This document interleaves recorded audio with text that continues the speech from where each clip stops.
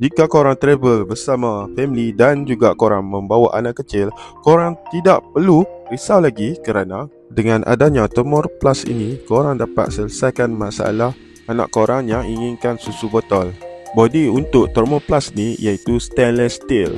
Bila korang pegang body Thermo Plus ni, dia tidak akan rasa panas kerana ia di-cover oleh plastik ABS. Aku akan buka di bahagian tudung ini. Tudungnya amat kemas sekali. Di dalam Thermo Plus ini terdapat penapis. So, jika korang minat ingin meminum teh ataupun kopi, korang boleh tapis menggunakan penapis ini. Untuk kapasiti Thermo Plus ini, aku memilih Thermo Plus 1000 ml supaya senang aku nak isi air yang banyak ketika aku pergi travel.